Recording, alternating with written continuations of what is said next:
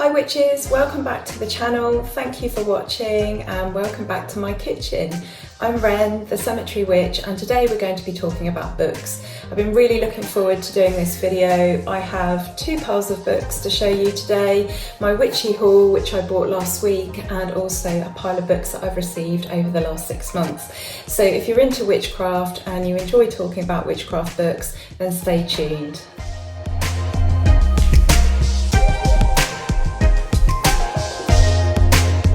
So we're talking about books today, one of my favourite subjects, and I'm assuming one of yours, because if there's one thing I know, it's that witches and books go hand in hand. So I've got a large stack of books to cover today. It's in two parts. There's the books that I bought last week with some money I was given, and then the various books that I've been given over the last 6 to 7 months as gifts. So I won't be doing a video on a witchy haul of books again, probably for quite a long time. It takes a while to build those books up, and also I don't spend money on books very often.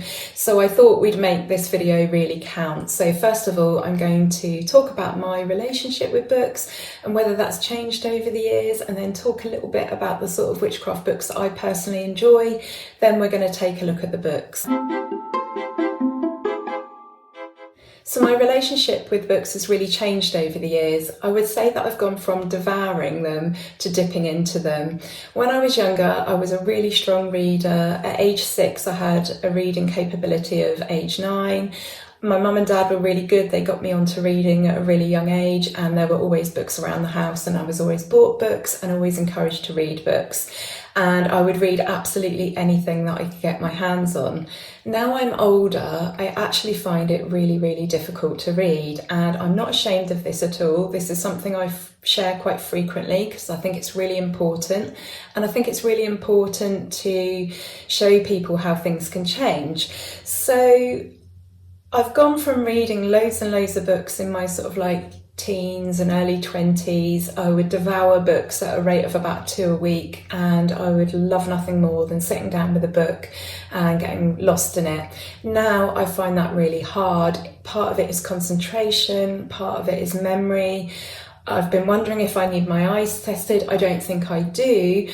But I've noticed that I find it much easier to read on a tablet or a phone or some other device like that. I don't know why. It might be the backlight. But sometimes I find it really difficult to assimilate something I've just read.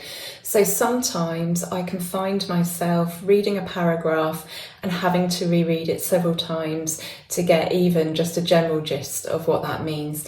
My problem it's not always there. I think this is a mixture of stress over the years. I've had a very, very busy 10 years in terms of personal stress and my circumstances, and also down to my health. So I have a condition that affects my heart. So when my heart's working hard, that obviously takes away from some of your cognitive function. And I also think that some of this is down to me not absorbing certain vitamins.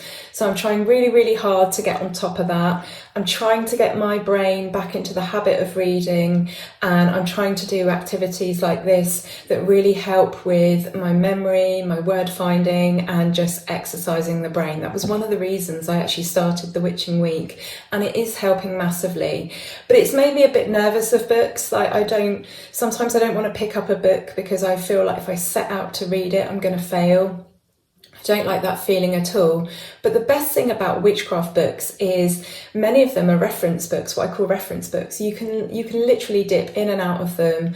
You can search them for the information that you require at that time, or you can just choose to read a chapter here and there. You can read one totally in the middle of the book and it doesn't spoil the enjoyment of the book. So in that respect, you know, I'm still in love with books. I still love the way they feel, the way they smell.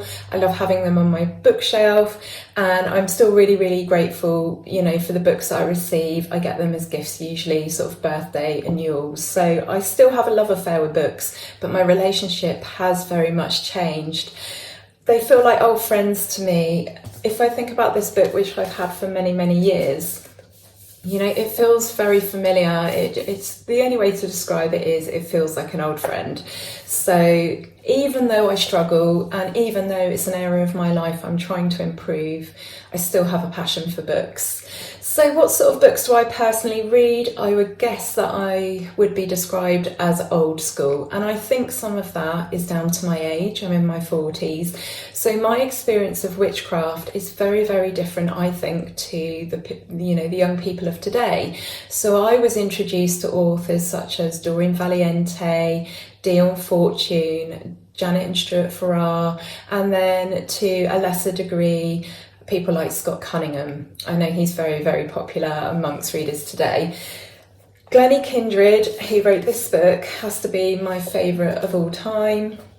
She manages to write about witchcraft and earth energies in a way that is so evocative and makes you feel so tuned in. And she very rarely uses the word witch or witchcraft, and yet she manages to encapsulate witchcraft perfectly. So she is my favourite author of all time. And I would say that if there was one book that, in an emergency, in a house fire or something, or if I had to sell everything, if I could just keep one book, it would be this, Sacred Celebrations. I believe it's called Sacred Earth Celebrations now, and it's got a blue cover. I think it's still got the hair with the spiral on the front, but this is a book that makes me feel so in tune with myself and my craft and my path that I just absolutely love this book, and I could read this over and over again and dip in and out of it again and again, and I would never get bored. And I never get bored of recommending this book. And those of you who have followed me for a while, or know me personally, or know me through witchcraft circles, you know what passion I have for this book and for this author in particular. In terms of other books that I like to read, I like books on plants, I like folklore, I like herbal magic, and I love books that are going to expand my practice in some way. And that sounds obvious. What I mean by that is books like, for example, Air Magic, which is all about working with the element of air. And as you can see, there's lots of information in there, and it just deepens your practice a little bit, and there's a whole load of information written on a topic that you might think would be fairly small. So those are the sorts of books that I enjoy. The books that I bought this week some of them are just new and I've not heard of the authors, and some of them are just about plugging gaps in my book collection and in my practice. So the first book that I have, I've got several piles here. I've got the books that I bought, the books I've been given, and then I've got some books by some of the authors that we're going to cover. So I just need to get myself organised. So the first book I bought is The Middle Pillar, The Balance Between Mind and Magic by Israel Regardie.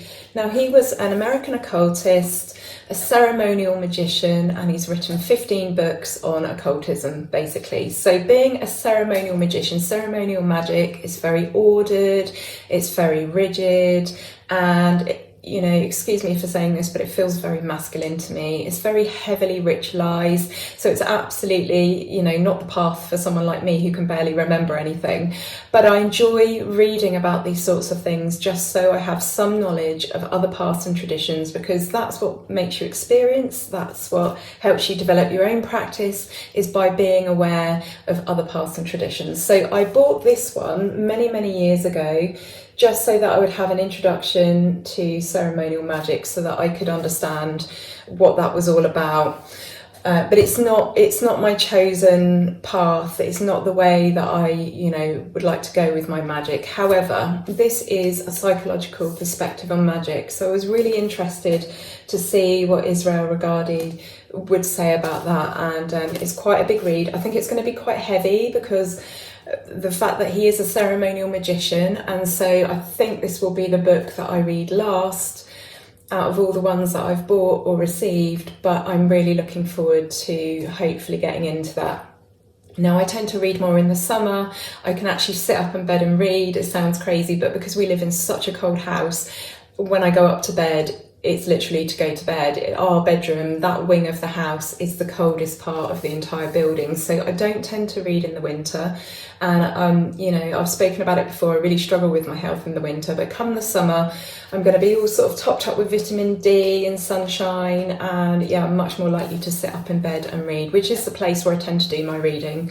So looking forward to that, but aware that that one might be a bit of a stretch for me. We'll see.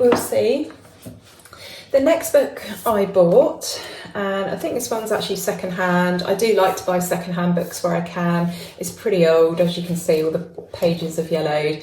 But this is a book by Vivienne Crowley, and it goes on, it sort of transitions on from the last book, really, to be honest, because she also has a passion about the intersection between psyche and spirit. She's a psychologist. She is a Wiccan high priestess who has been initiated into both Alexandrian and Gardnerian Wicca. So I'm really, really interested to read this. This is going to plug a bit of a gap in my book collection.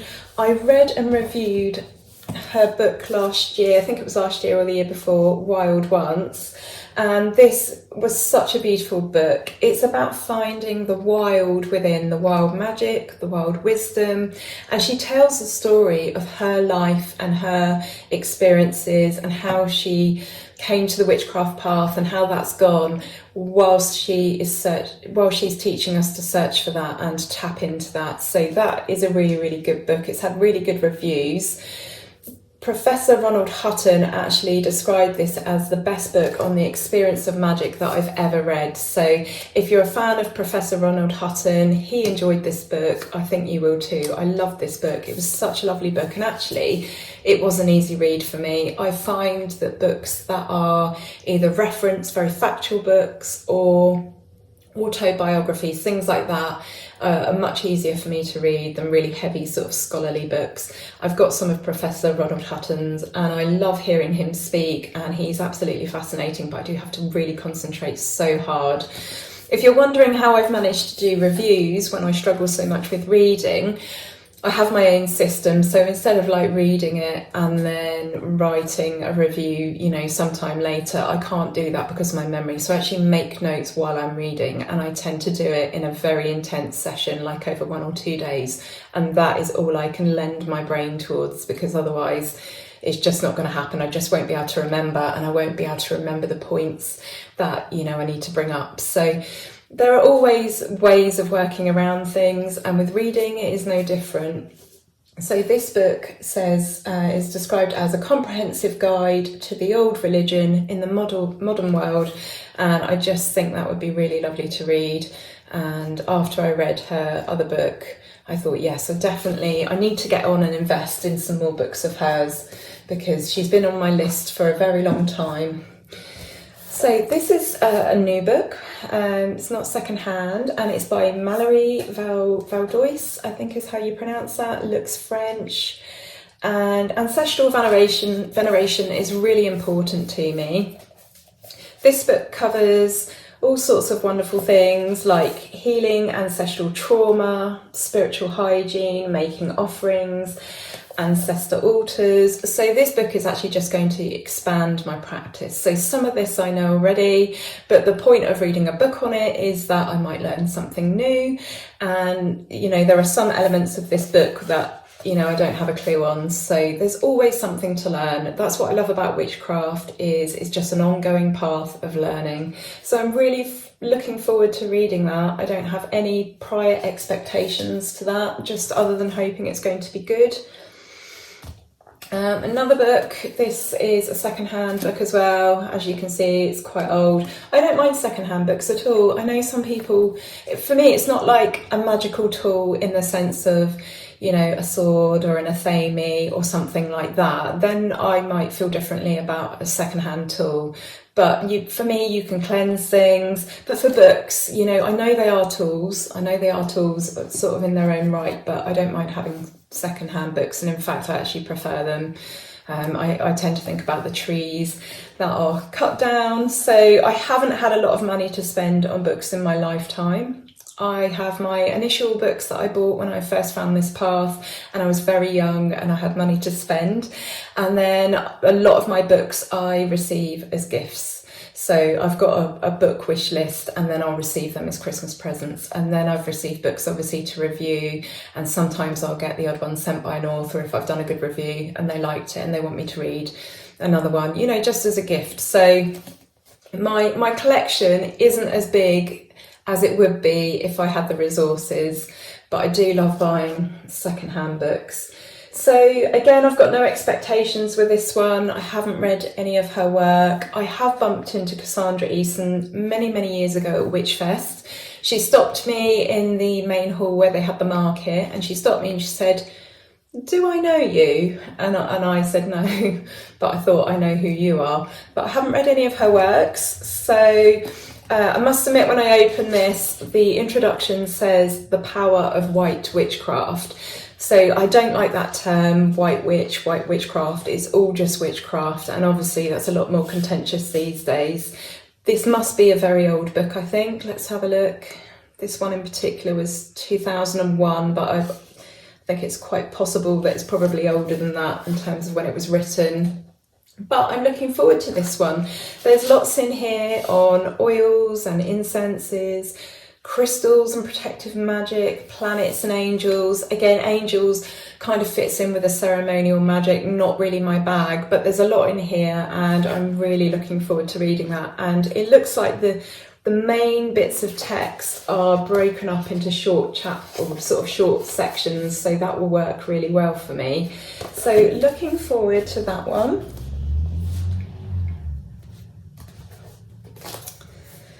And then my final book that I actually bought that I wasn't given is Water Magic. Now I'm really looking forward to this one. I've got high hopes for this one. It's by Lilith Dorsey and it is from a series of 4 books, The Elements of Witchcraft. So I've got air, which I think I had over here. Let me show you.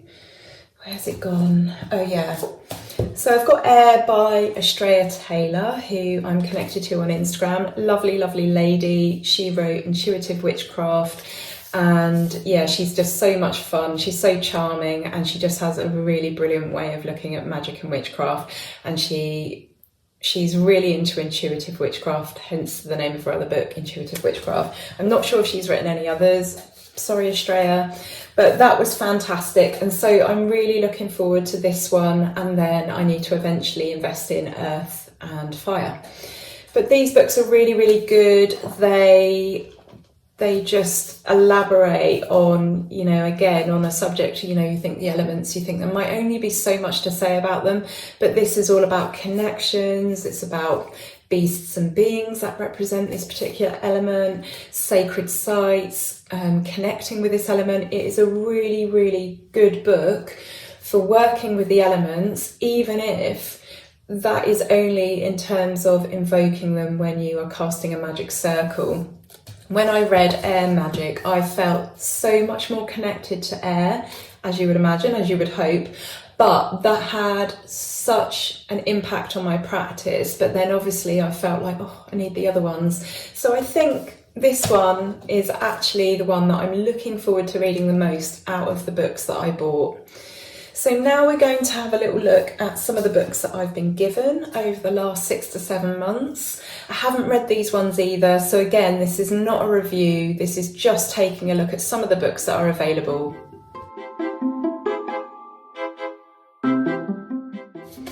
So, Intuitive Witchcraft by Estrella Taylor, who wrote Air Magic. She actually sent this to me after doing my review of Air Magic because she was so pleased with my review. That was a review I did for Witch With Books, who are a part of the group of Witch With Me. So you can find my review online.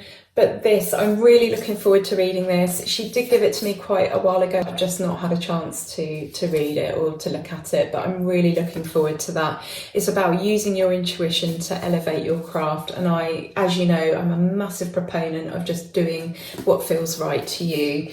You know, like when it comes to magical correspondences, yes, there are those set ones that we all know about that help a practitioner get into that magical groove very quickly, that magical mindset. But sometimes sometimes we don't resonate with those. You know, most people associate roses with love, but there'll be people out there who feel the complete opposite. So it's really, really important to form your own ideas about things, your own connections and relationships with our tools, with our deities, with the other things that we use within witchcraft. So using your intuition and being heart-led is so important.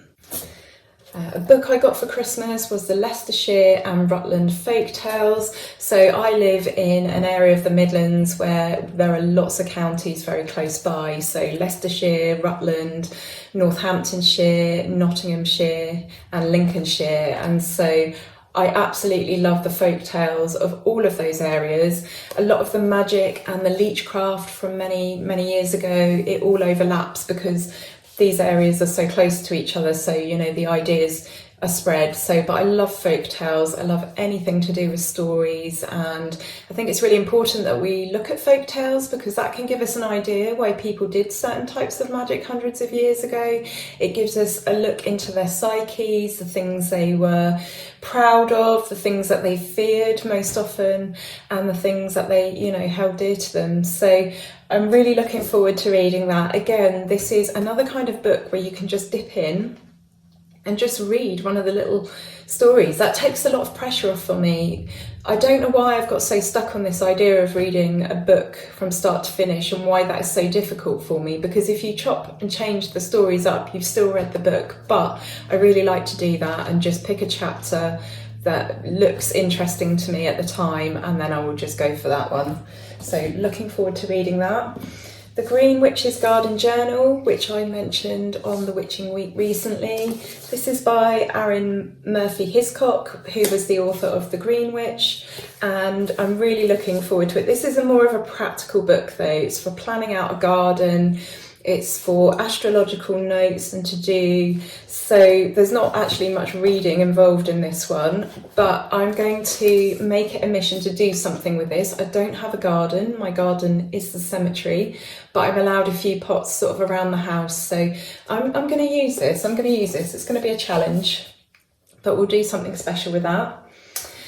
And then this next book is again just about plugging a gap really in my sort of witchcraft books history, if you like. Starhawk is an influential witch. She's well known for casting her magic circles with a pen, apparently, which makes total sense if you're a writer. She is a witch, peace activist, eco-feminist and author of several books, including The Pagan Book of Living and Dying, The Fifth Sacred Thing and Truth or Dare. I haven't read any of her works, which is perhaps surprising, bearing in mind my age and how long I've sort of been on this path, but that's why it was really important for me to buy this one. And yeah, I'm really looking forward to reading this one.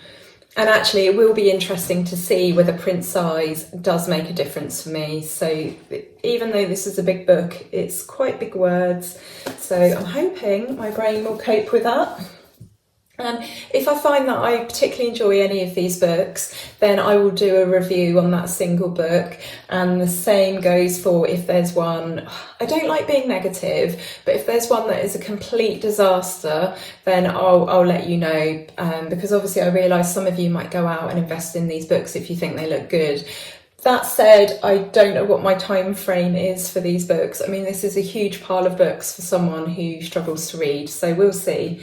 We'll see. And then my last book is The Witch's Herbal Apothecary, which is rituals and recipes for a year of earth magic and sacred medicine making. So there's all sorts of like sacred seed planting here, herbal infused apple cider vinegar, collagen protein matcha elixir. So it's a very practical book by the looks of it. Morning practices to weave you into the east. So that sounds like really up my street, that does. It kind of gives me Glennie Kindred vibes, but perhaps much more modern. And yeah, I'm really looking forward to that. Healing the wise women within. I'm getting to that age, I think, where I do honestly think I've moved into crone. I think that looking at my family history, and this is getting very personal here, I think from the side that I take my genetics from, I don't think I'm going to live to be a very, very old lady. I don't spend any time stressing about that. Like, I'm not going to think myself into an early grave. I'm not going to manifest it. I'm very, very at peace with this, but I don't think I'm going to live to a very long age, and that you know, with some of my health problems, you know, that for me that feels like an inevitability. I've gone grey very, very early, again reflective of that side of the family that I take my genetics from. And so I've moved into this crone phase, I feel, even though I'm in my early 40s, and that's perhaps a bit early, but I'm loving it, I'm embracing it, and now I'm starting to really appreciate books and literature and writings on, you know, being a woman of that age. It really, really calls to me, and it's happened a lot sooner than I thought. I did suspect I might feel that a little early anyway. I've always had older partners as well for some reason. I've always been, from a child, I've been like a much older person. It's very strange. But yeah, so this I think is going to be really, really lovely. So I'm looking forward to reading that. I'm looking forward to reading The Spiral Dance by Starhawk, and I'm really, really looking forward to Elements of Witchcraft by Lilith Dorsey. So I'd love to hear what sort of books you read. Do you read a mixture of fact and fiction, like reference books, as well as, you know, autobiographies and sort of other books that catch your eye? Do you purely read witchcraft books? Please tell me about your experiences. I'd really, really love to know. If you enjoyed this video, please subscribe, it really helps the channel. And if you hit the bell notification icon, it means you'll never miss another video, which is brilliant. And yeah, that's it for today, I think. Thank you for watching. I'll be back soon with another video. I'm not sure what's up next. I've recorded a few in a row, so I'm, you know, making progress, but I try and do this in batches so that, you know, I can make the most of my time and my energy. But yeah, thank you for joining me here, and I'll see you soon. Look after yourselves. Take care for now. Love and blessings.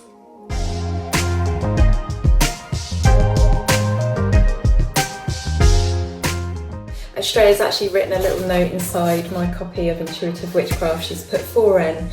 You inspire so many people to deepen their magical practices, so it only seemed right to encourage this. I hope Intuitive Witchcraft illuminates your witchcraft even more. Love, Estrella Taylor. Isn't that lovely?